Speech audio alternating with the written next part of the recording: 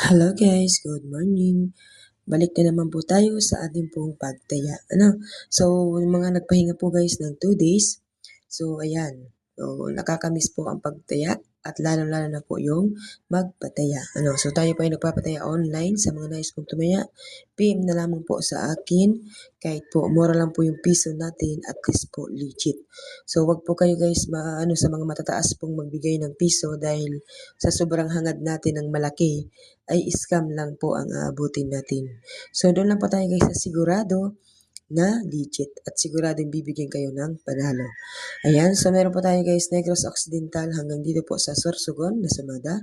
Sa mga naligo po guys, sa mga Biyernes Santo. Ang alam ko kasi guys, bawal po talaga guys ang maligo ng Biyernes Santo.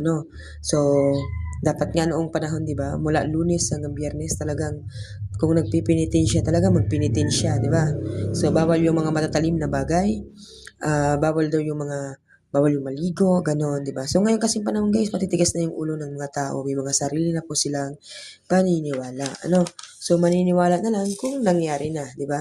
So, yung mga naaksidente, mga nalulunod, so, doon na po sila magsisisi na sana hindi na po nila sinuway yung mga dapat na sundin. Di ba? Kasi wala naman pong mawawala kung kahit isang araw lang kayo hindi maligo or hindi kayo mapupukpok dyan kasi bawal, di ba?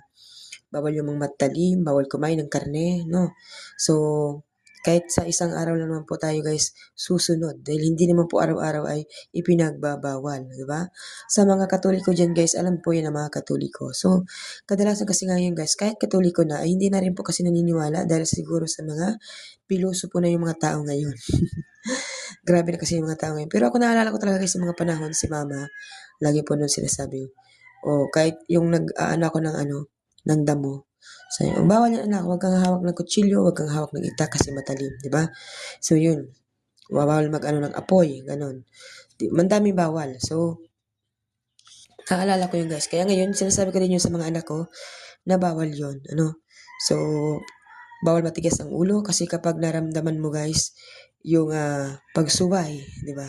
So, tulad ng mga maraming mapagsuway ng mga tao dyan guys na Biyernes Santo, kung kailan Biyernes Santo, saka sila maliligo, magsiswimming, kung saan-saan pupunta, nagpapakasaya. Hindi nyo ba naisip guys na yung Biyernes Santo na yun ay naghihirap si Kristo, di ba? Naghihirap yung mahal na Diyos natin, di ba? So ikaw naman na tao ka ay nagpapakasaya. Parang ikinakatuwa mo na ganung pangyayari. Kaya pinaparusahan ka, di ba? So ganun yung mga natin guys. Kaya wala namang masama kung isang araw lang natin pipigilan yung mga pagsasaya na yan.